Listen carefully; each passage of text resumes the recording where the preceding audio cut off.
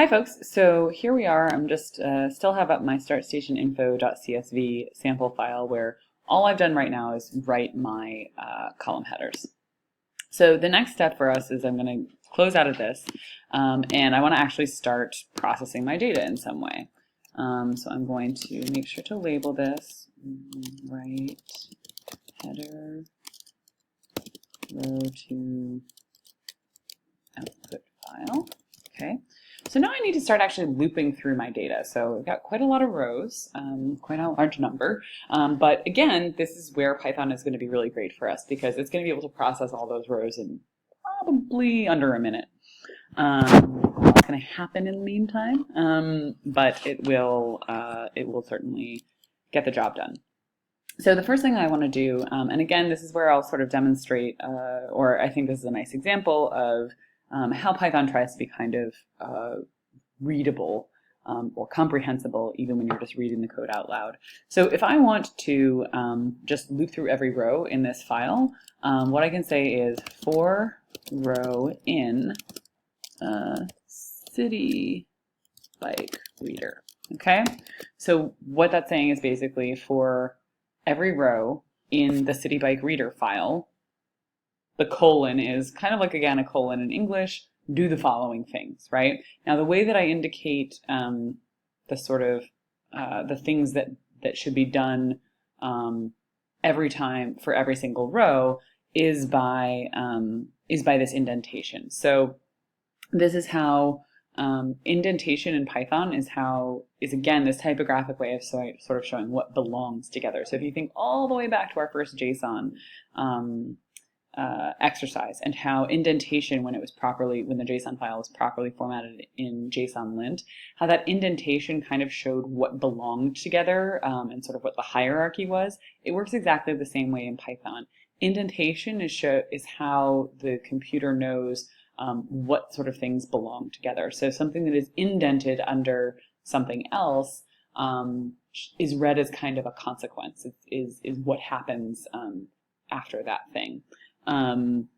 Whereas things that are on the same level are independent. So for every row in City Bike Reader, which again, remember, is my data file, what do I want to do?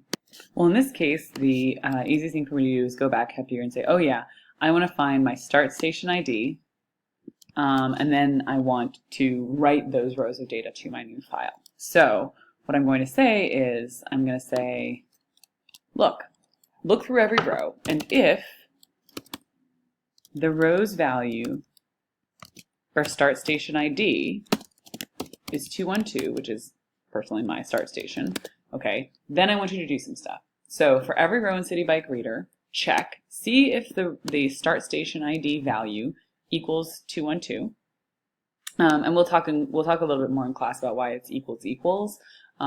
Basically, if you look up here, when I was giving a name to something, I used a single equals sign, right? So it's a little bit how you might remember from algebra, like, you know, x equals 12, y equals 8.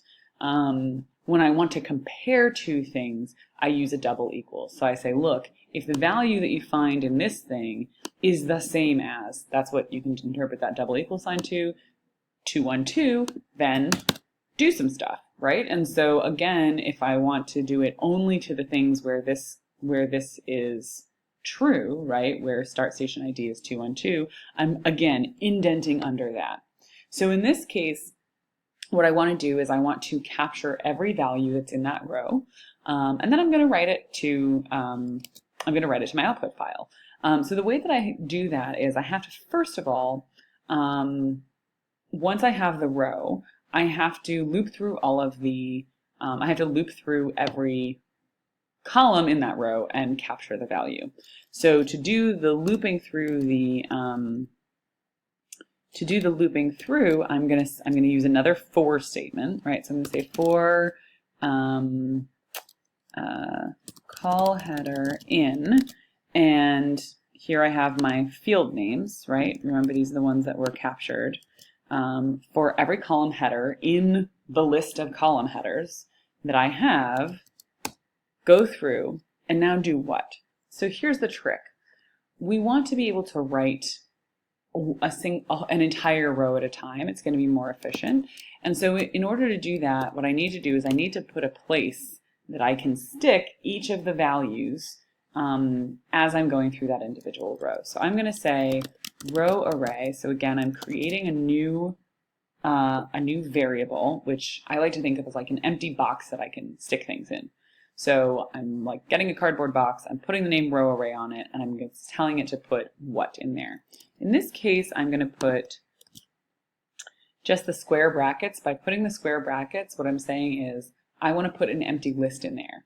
That list is what I'm going to add the values to as I'm going through the row. Okay, so I have for every column header in the list of column headers that's in city, bike, reader, field names. Remember, that's what we wrote to our initial file. For every one of those, I want you to append it, right? Add it to the end of. So I want you to take row array, and I want you to add to it the value, which is just going to be row and call header. Okay, so basically I'm just saying take this empty array, every time for every single value go through it, find for every single column header find the corresponding value, append it to that empty list, and then once you're done with all that, okay, so at this point, this is as I loop through the entire row. So this is going to go through every single column. Now I'm going to say, by the way, when you have that row array, I want to write it to my output file, right? And to my output writer. So I can just take this again. I'm going to output writer right row, and I'm going to say row array. Okay. So if everything works as hoped here, then I'm actually just going to get exactly what I was looking for that would have taken me probably several passes in OpenRefine, which is that I would have had to open like a couple 100,000 rows of the data file. I would have to facet it, wait for it to facet, and then select mine, and then export it, and then I have to put them all together. With this system, I can do it all in a single pass.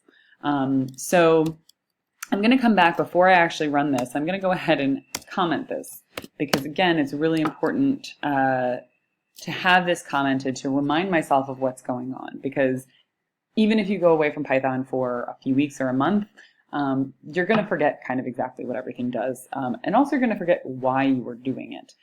So this was a comment I gave to many of you in the feedback on your second assignment, which is when you were looking for things like the mean or the median or standard deviation, is like, why are you looking for this thing? Like, if the median is located in row A12 or is row 12, like, why is row 12 the median? It's much more important to record why you're doing something than to just sort of the specifics of what it is, because it's the reasoning that you're going to forget more than anything else. So in this case, I'm going to say, okay, I'm going to say for every row in my data file, oops, gotta make sure I have those things, check the value of value in the column start station ID. If it is 212, create a list to hold the values that appear in that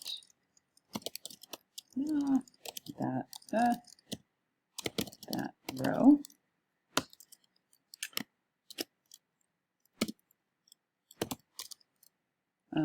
Look at the value,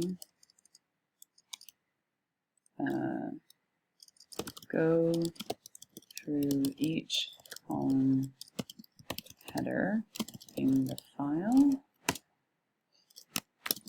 look at the value for that column in the current row, and append that value to my folder list.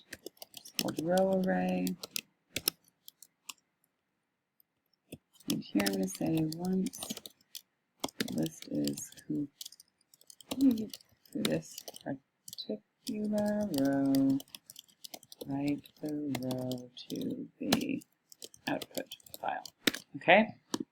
So, at the moment, I am going to cross my fingers and try running this program. Now, if something goes wrong, it's going to complain at me. If nothing goes wrong, I always like to describe Python as a no news is good news kind of programming language.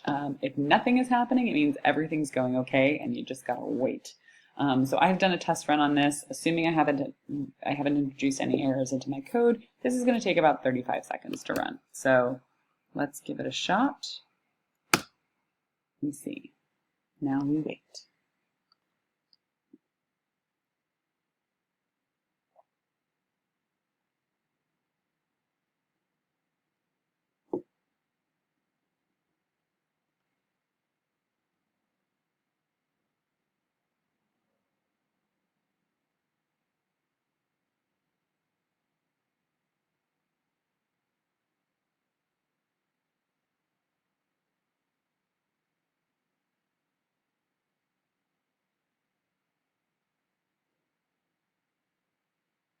There we go.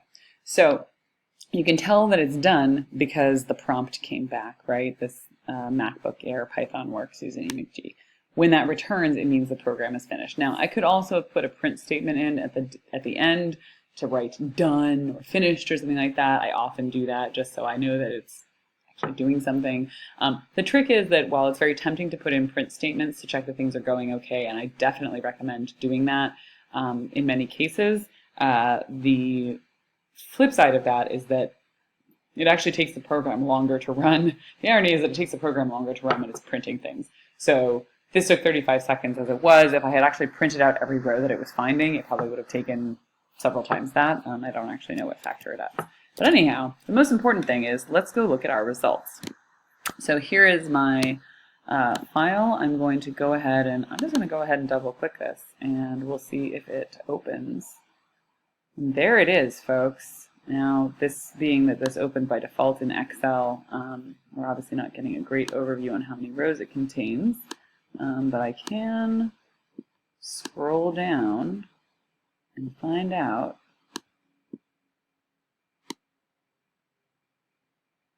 There you go. So it looks like about 5350. Yep, about 5,348 data rows. You can see that it has the file header at the top. So that's a pretty huge time savings. So as you see, like as we go forward, what we're doing is we're just becoming more efficient. So the last thing that we're going to do is we are going to apply we're going to do, we've managed to kind of parse our data, do something like subselect just our station ID. Now the thing is that I want to apply my regular expression.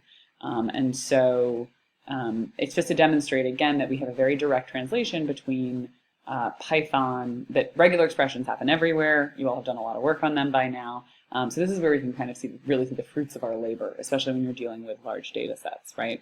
So when we come back, we're going to just apply a regular expression to this and take it from there. All right, see you in a second.